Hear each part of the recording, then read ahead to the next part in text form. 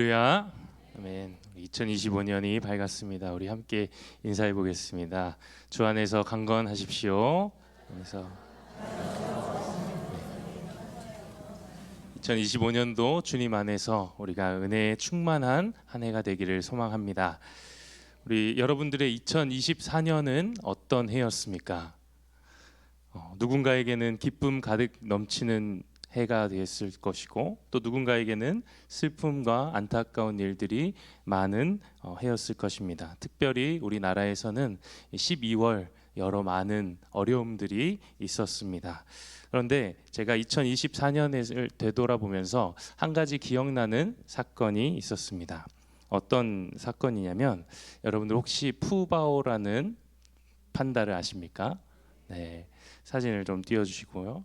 푸바오라는 이 판다가 2024년에 굉장한 인기를 끌었습니다. 푸바오는 이제 판다인데요, 대한민국에서 최초로 태어난 판다입니다. 그래서 이 에버랜드에서 이 판다를 양육하고 사육하면서 사람들이 많이 찾았습니다. 그런데 이 판다에 대한 모든 소유권이 이 중국에게 있다고 합니다. 그러니까 한국에 있는 판다도 그렇고 외국에 있는 모든 판다들이 다 소유권이 중국에 있다고 합니다. 그래서 한국에서 태어났지만 중국으로 되돌아가야 되는 그런 사건이 2024년 4월 달에 일어났었습니다. 제가 이제 푸바오가 중국으로 돌아가기 2달 전에 이 푸바오가 있는 에버랜드를 방문했습니다. 푸바오를 보려고 간 건 아닌데, 이제 다음 사진을 보시면 제가 이렇게 에버랜드에 갔습니다. 그래서 푸바오가 중국에 떠난다는 그 몇 달 안 되는 이 기간을 남겨두고 갔기 때문에 사람들이 너무 많았던 기억이 있습니다. 네, 저는 오늘 판다에 대해서 이야기하기보다 판다가 먹는 음식이 있습니다. 무엇이죠? 대나무입니다. 여러분들, 판다가 먹는 이 음식 대나무에는 아주 신기하고 또 신비로운 사실이 있습니다.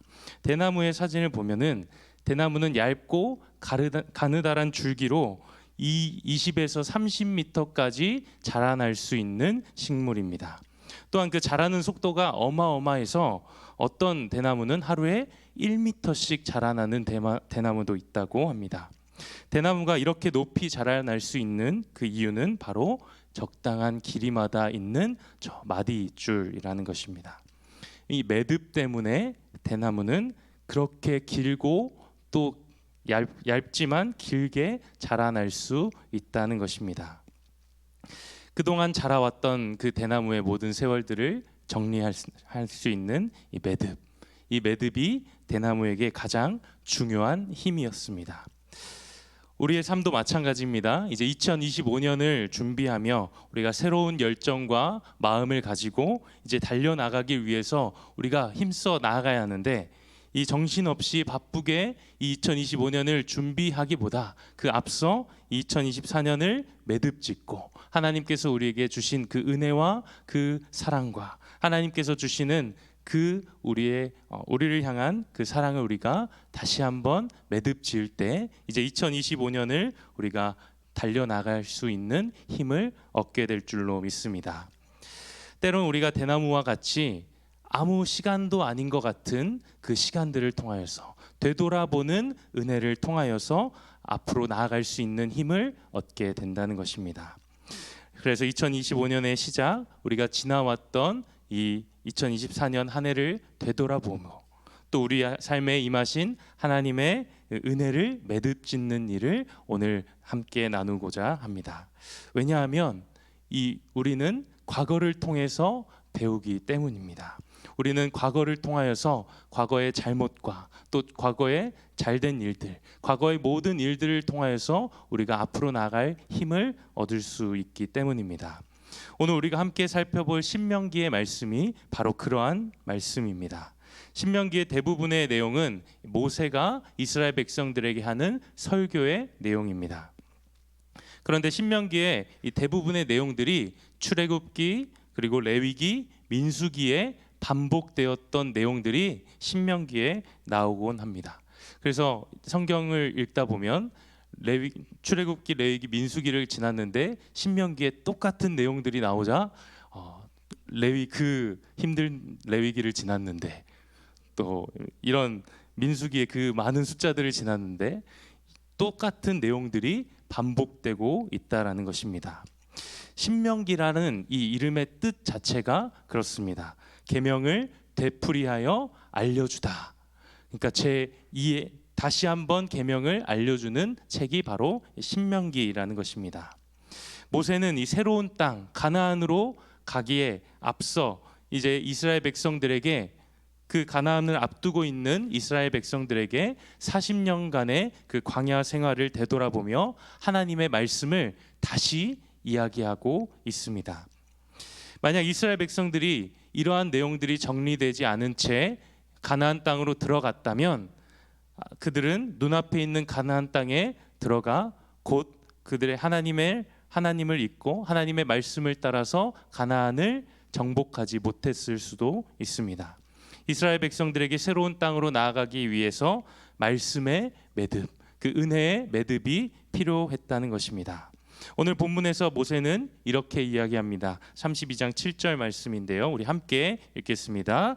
옛날을 기억하라. 역대의 연대를 생각하라. 내 아버지에게 물으라. 그가 내게 설명할 것이요 내 어른들에게 물으라. 그들이 내게 말하리로다. 모세가 뭐라고 이야기합니까?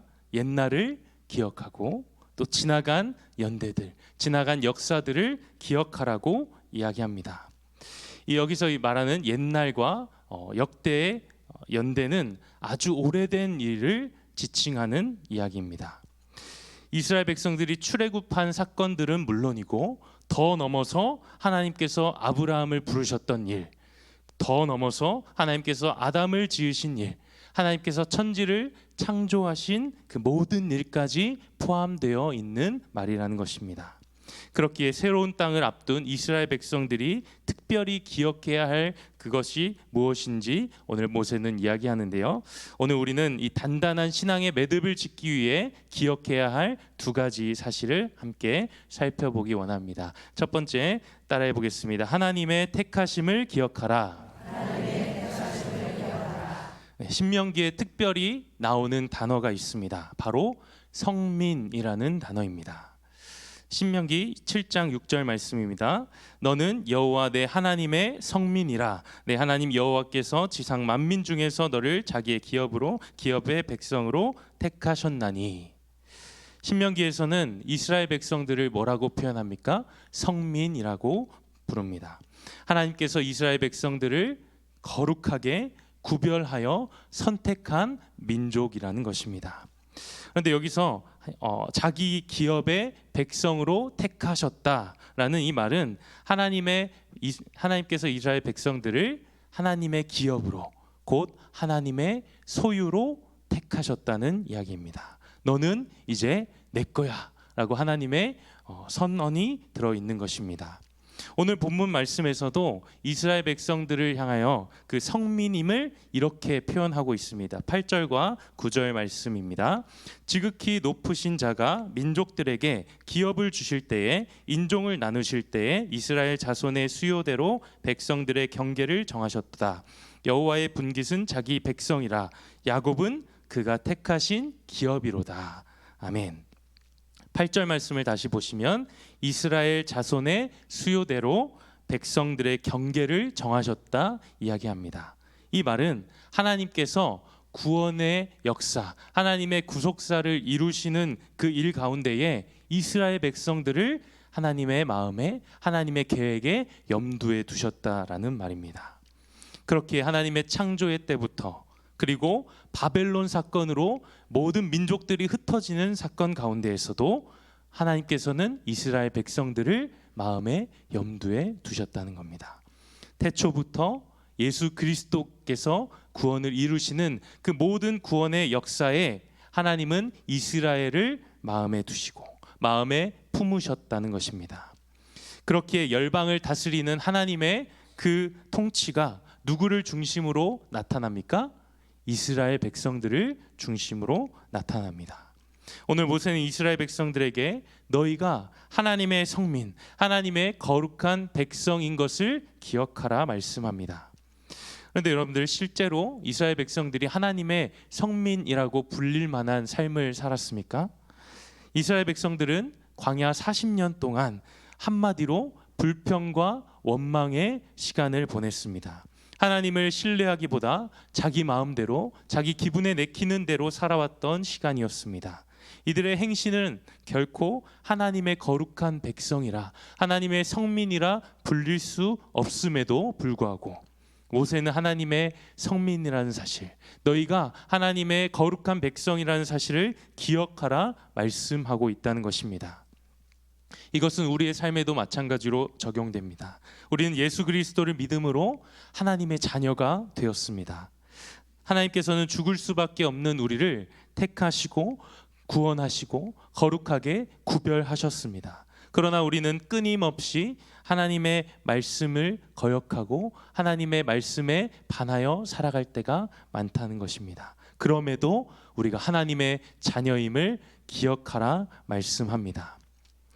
때로는 우리의 모습 가운데서 하나님의 자녀의 모습이 드러나지 않는다 하더라도 이스라엘 백성들과 같이 원망과 불평과 불신과 자기중심적인 욕심의 모습들이 가득하다 하더라도 우리가 하나님의 자녀인 것을 기억해야 하는 이유, 그것은 하나님께서 우리를 택하셨기 때문입니다. 하나님께서 선지자 예레미야를 부르실 때에 이렇게 말씀하시는데요. 예레미야 1장 5절 말씀 우리 함께 읽겠습니다. 내가 너를 모태에 짓기 전에 너를 알았고 내가 배에서 나오기 전에 너를 성별하였고 너를 여러 나라의 선지자로 세우었노라 하시기로. 아멘.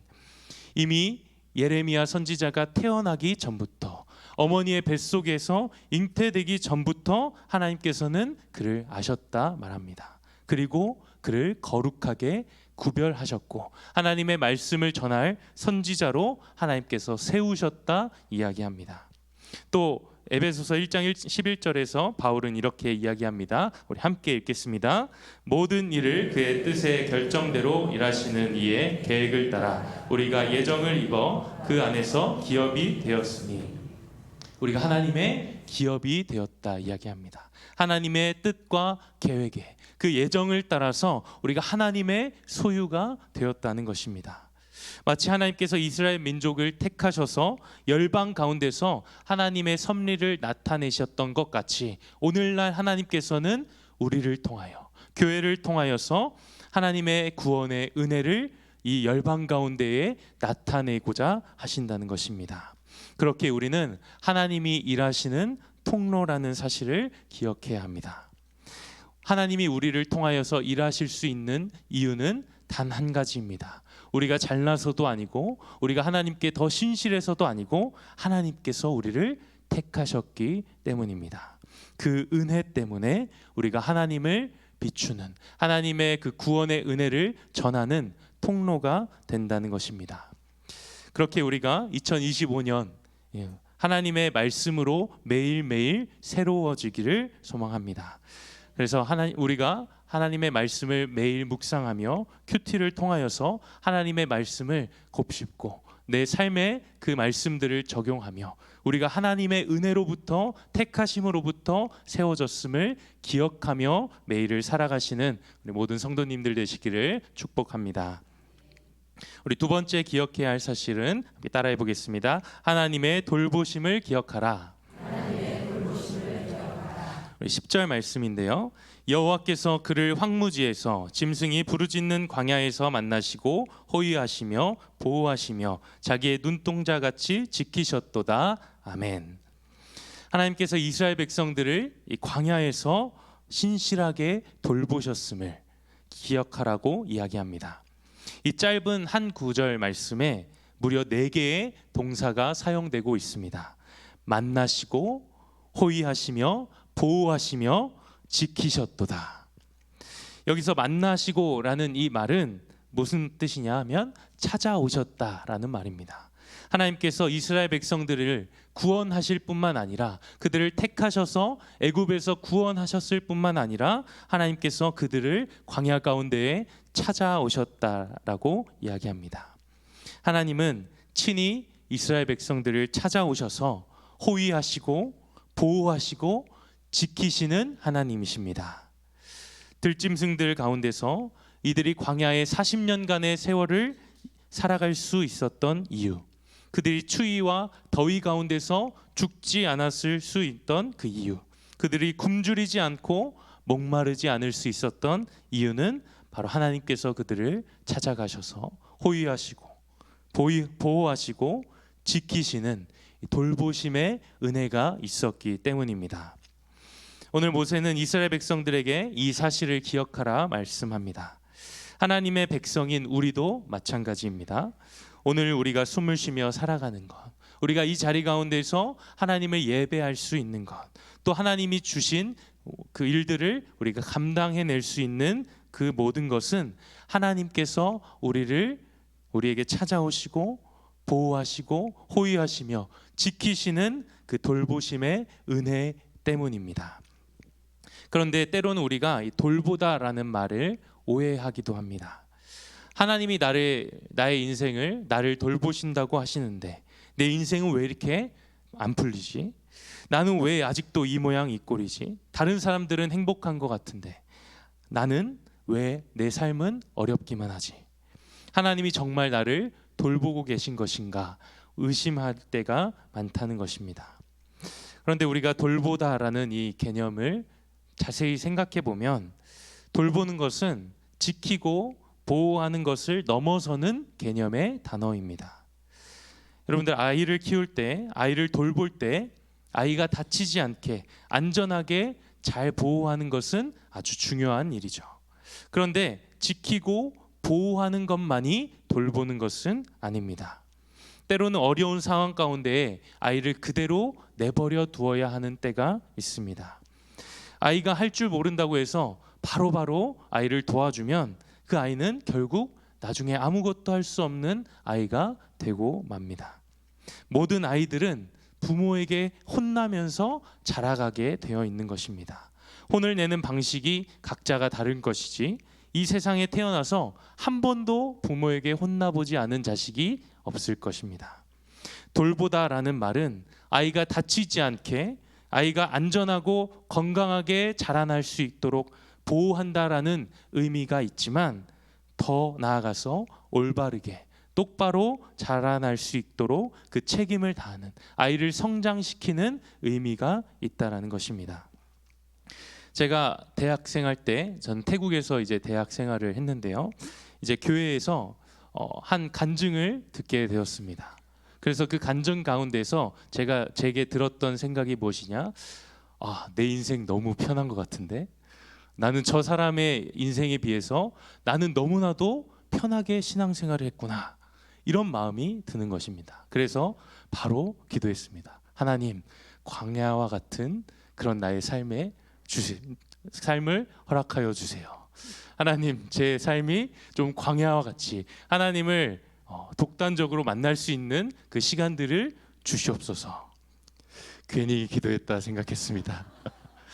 그 바로 다음 해에 제가 그 교회에서 엄청난 일들을 막 저에게 하라고 맡기시는데 그때 이제 제가 어른들을 상대로 찬양 인도를 처음 하게 된 것입니다. 대학생 때 하게 됐으니 얼마나 떨리고 힘들었겠습니까? 그리고 이제 뭐 청년부의 회장이 되고 또 갑자기 주일학교 교사가 되고 여러 가지 일들이 저한테 막 몰아치는데 진짜로 후회했습니다. 하나님, 괜히 기도했습니다. 그런데 그 많은 세월들을 통하여서 하나님이 나를 훈련시키고 계셨구나, 하나님께서 나를 이끌고 계셨구나라는 사실을 깨닫게 된 것입니다. 모세는 하나님께서 이스라엘 백성들을 40년 동안 지키고 보호하셨음과 더불어서 그들을 양육하셨고 그들을 성장케 하셨음을 기억하라 이야기합니다. 그래서 이 이야기를 통하여서 독수리의 이야기를 빗대어 이렇게 이야기합니다. 11절 말씀 우리 함께 읽겠습니다. 마치 독수리가 자기의 보금자리를 어지럽게 하며 자기의 새끼 위에 너풀거리며 그의 날개를 펴서 새끼를 받으며 그의 날개 위에 그것을 엎는 것 같이. 독수리는 주로 이 높은 절벽 위에 바위 턱에 둥지를 툽니다. 그래서 그 보금자리 안에 뾰족한 돌 조각들을 넣어둔다고 합니다. 그래서 오늘 말씀에서는 독수리가 자기의 보금자리를 어지럽게 한다 이야기합니다. 그리고 새끼 독수리가 일정 기간 자라고 나면 이 어미 독수리는 그 둥지를 이렇게 흔들어 버리는 것이죠. 그렇게 되면 어떻게 됩니까? 새끼가 균형을 잃게 되고 그 뾰족한 돌 조각을 피해서 어디로 떨어지게 되죠? 낭떠러지로 떨어지게 되는 것입니다. 이 높은 곳에서 바닥으로 떨어지는 그 동안 새끼는 살려고 몸부림치며 날개짓을 하게 된다는 것이죠. 그런데 그 날개짓이 너무나도 어설퍼서 그 새끼 독수리는 날지 못하고 바닥에 떨어지게 되는 것입니다. 그런데 그 순간 바닥에 떨어지기 그 직전에 어미 독수리가 잽싸게 날아와서 이 새끼 독수리를 낚아채 올라가는 것입니다. 이 과정이 한 번으로 끝나지 않습니다. 여러 번의 과정을 반복하여 새끼 독수리는 어느새 장성한 나는 법을 익히는 한 마리의 강한 독수리가 되는 것입니다. 하나님께서 우리를 돌보실 때에도 마찬가지입니다. 물론 우리를 지키시고 보호하시며 어루만져 주시지만 아기 독수리를 돌보는 어미 독수리와 같이 우리를 강력한 하나님의 군사로 우리를 훈련시키고 우리를 성장시키게 하신다는 것입니다. 새끼 독수리를 지키고 보호했던 것은 다른 것이 아니었습니다. 참새도 아니고 비둘기도 아니고 또 어떤 먹이인 지렁이도 아니고 그 새끼 독수리를 강하게 훈련시키고 성장시켰던 것은 바로 어미 독수리였다는 사실입니다. 모세는 그 사실을 이렇게 이야기합니다. 우리 12절 함께 읽겠습니다. 여호와께서 홀로 그를 인도하셨고 그와 함께한 다른 신이 없었도다. 아멘. 이스라엘이 기억해야 할 사실은 이것이었습니다. 하나님 외에 다른 신은 없다. 오직 하나님만이 그들을 돌보셨고 여기까지 인도하셨다라는 사실입니다. 그렇다면 우리가 하나님의 택하시는 그 은혜 그리고 돌보시는 그 은혜를 우리가 기억할 때 우리는 어떤 모습으로 성장할 수 있을까요? 어떤 모습으로 자라날 수 있을까요? 하나님의 택하심과 돌보심을 기억할 때 맺게 되는 우리의 삶의 열매는 감사라는 사실을 기억해야 합니다. 어떤 상황의 가운데서도 감사할 수 있는 그 감사의 삶이 우리 가운데에 맺어지게 된다는 것입니다. 오늘 이 이야기를 하고 있는 사람이 누구입니까? 오늘 신명기의 저자가 누구입니까? 바로 모세입니다. 모세는 정말 대단한 이스라엘의 지도자였습니다. 이스라엘을 애굽으로부터 구출해냈고 40년 광야 동안 그들을 보살폈습니다. 인도해냈습니다. 그리고 지금 이 약속의 땅 가나안을 앞에 두고 이스라엘 백성들에게 하나님의 말씀을 전하는 것입니다. 저 가나안에 들어가게 될 때 하나님의 택하심과 돌보심을 너희가 꼭 기억해야 한다. 그런데 생각해 보십시오. 모세는 가나안 땅에 들어갔습니까? 들어가지 못했습니까? 들어가지 못했습니다. 기력이 쇠해서 죽은 것도 아니고 어떤 불미스러운 사고를 겪어서 전쟁에서 죽게 된 것도 아니고 단순히 하나님이 허락하시지 않아서 들어가지 못했습니다. 무리바 사건을 통해서 모세는 가나안 땅을 들어가지 못했는데요. 여러분들 만약에 여러분들이 모세라면 어떤 마음이 들 것 같습니까? 저는 좀 억울할 것 같습니다. 수도 없이 불평과 불만을 쏟아냈던 것은 저 이스라엘 백성들이었는데 이번에도 목마르다고 짜증내서 하나님께 기도해서 반석에서 하나님이 단지 반석을 통하여 명령하라 말씀하신 것을 그냥 반석을 쳐서 물을 낸 것뿐인데 40년간의 열정과 노력의 결과가 반석 2번 친 것으로 그냥 끝이 나게 된 것입니다. 억울함과 원망의 마음이 들지 않겠습니까? 그런데 여러분들 오늘 모세의 모습을 한번 살펴보십시오. 하나님께 대한 원망의 모습이 조금도 있지 않습니다. 만약에 모세가 원망했다면, 모세가 하나님의 이러한 결정을 받아들이지 못했다면 모세는 오늘 이스라엘 백성들에게 이렇게 이야기했을 겁니다. 여러분들, 하나님 믿어도 다 소용없습니다. 내가 40년간 이렇게 고생했는데 나한테 돌아오는 결과는 고작 화 한 번 냈다고 저 땅에 못 들어가게 하더랍니다. 내가 가나안 땅에 못 들어가게 하는 하나님은 쪼잔한 하나님입니다. 하나님 잘 믿을 필요 없습니다. 이렇게 이야기했지 않겠습니까? 그러나 모세는 어떻게 하면 이 이스라엘 백성들이 저 가나안 땅에, 자기가 없어도 가나안 땅에 들어가서 하나님을 잘 믿을 수 있을까? 혹 내가 죽고 난 다음에 이들이 하나님을 떠나지 않을까? 모세는 고민하고 걱정했다는 것입니다. 모세가 이렇게까지 할 수 있었던 이유가 무엇입니까? 바로 하나님의 택하심과 하나님의 돌보심의 그 은혜를 기억했기 때문입니다. 오늘 이 모세의 설교는 이스라엘 백성들을 향한 설교이기도 하지만 자신에게 적용되었던 설교였습니다. 모세라는 이름의 뜻을 아시죠? 물에서 건져내다. 모세는 죽을 수밖에 없는 환경에서 태어났습니다. 태어나자마자 바로 바로의 명령으로 인하여서 모든 히브리 남자는 죽어야 했습니다. 그러나 모세는 하나님의 택하심을 받았다는 것입니다. 하나님의 은혜로 물에서 건짐을 받게 되었습니다. 뿐만 아니라 모세는 하나님의 돌보시는 은혜를 받았습니다. 그가 40세 때까지 애굽에서 떵떵거리면서 왕자로 모든 문화와 문명의 혜택을 받으며 살았는데 하루아침에 그의 인생은 어떻게 됩니까? 저 광야에 양을 치는 나그네가 되었습니다. 가진 모든 부와 명예가 순식간에 다 잃어버렸습니다. 그러나 이 시간마저도 하나님께서는 모세를 돌보고 계셨다는 것입니다. 모세를 다듬고 훈련시키시며 이스라엘을 인도할 인도자로, 지도자로 세우셨다라는 것입니다.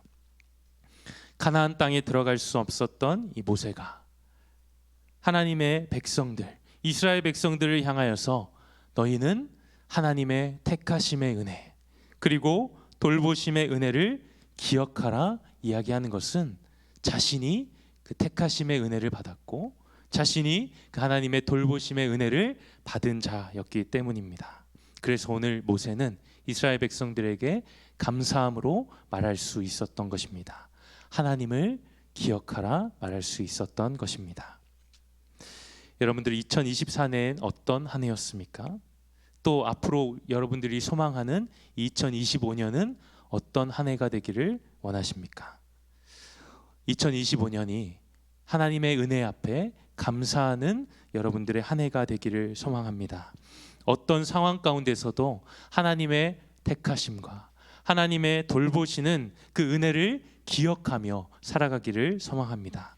그래야 단순히 우리 눈앞에 일어나는 사건들에 우리가 넘어지는 것이 아니라, 우리가 좌절하는 것이 아니라 이제껏 우리를 돌보셨고 우리를 죽을 수밖에 없는 죄에서 구원하신 그 하나님의 은혜를 돌아보며 모든 우리의 생활을 2025년을 감사함으로 살아갈 수 있는 우리의 한 해가 되기를 간절히 소망합니다.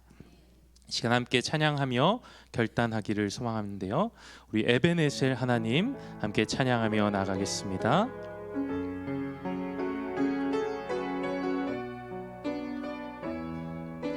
감사하신 하나님,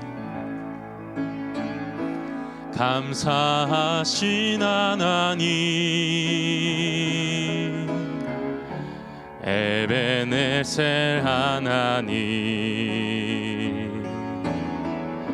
살아계신 하나님, 에베네셀 하나님, 여기까지 인도하셨네. 여기까지 인도하셨네. 감사하신 하나님, 여기까지 인도하셨네. 주셨네. 살아계신 하나님 감사하신 하나님 에베네셀 하나님 살아계신 하나님 에베네셀 하나님 감사하신 하나님 감사하신 하나님 에베네셀 하나님 살아계신 하나님 살아계신 하나님 에베네셀 우리 믿음으로 고백합니다.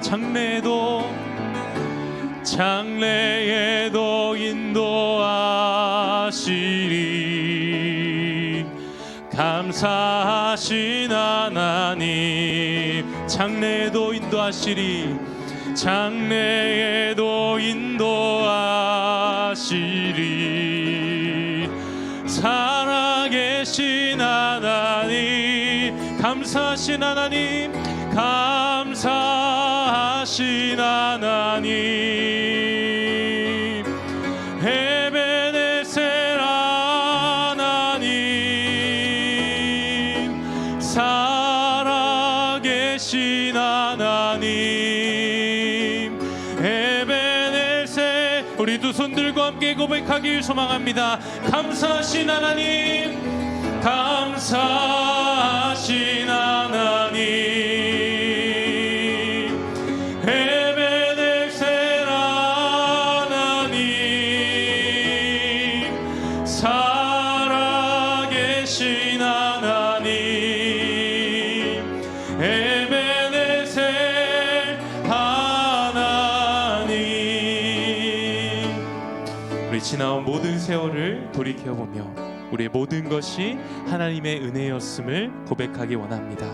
2025년 늘 기쁨과 감사가 넘치는 일들만 가득하면 좋겠지만 분명 우리의 삶에 넘어지고 너무나도 힘들고 어려운 일들이 이해되지 않는 상황들이 우리 가운데에 펼쳐질 것입니다. 누군가에게는 최악의 한 해였다 부를 수 있을 만큼의 어려움들이 있을 수 있습니다. 그러나 우리를 택하신 하나님, 지금까지 우리를 인도하신 하나님께서 그 어려움 가운데서도 우리를 끝까지 돌보고 계실 것을 우리가 기억하며 이 시간 함께 하나님 우리의 모든 2025년을 감사하며 살아갈 수 있는 한 해가 되게 해달라고 날마다 말씀으로 충만하게 살아갈 수 있도록 우리를 붙들어 달라고 이 시간 주님의 이름 한번 부르고 통성으로 기도하며 나가겠습니다.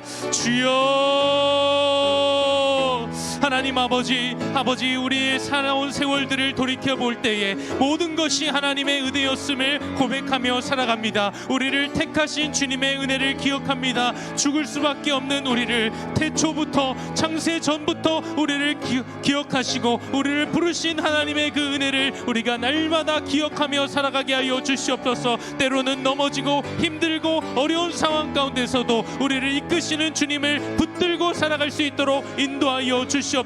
우리를 택하시고 돌보시는 그 은혜를 기억하며 주님 2025년을 감사함으로 나아갈 수 있는 우리 한 해 되게 하여 주시옵소서. 우리의 가정이 주님 앞에 감사함으로 나아가길 원합니다. 하나님께서 우리 가정을 택하시고 부르셨음을 아버지 하나님 기억하게 하여 주시고 어떠한 어려운 상황 가운데서도 하나님의 은혜를 기억하며 나아가는 우리의 모든 삶이 되게 하여 주시옵소서. 우리 모든 성도들의 삶이 되게 하여 주시옵소서.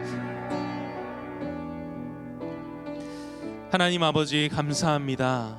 2025년 첫날 하나님 앞에 감사함으로 나아갑니다.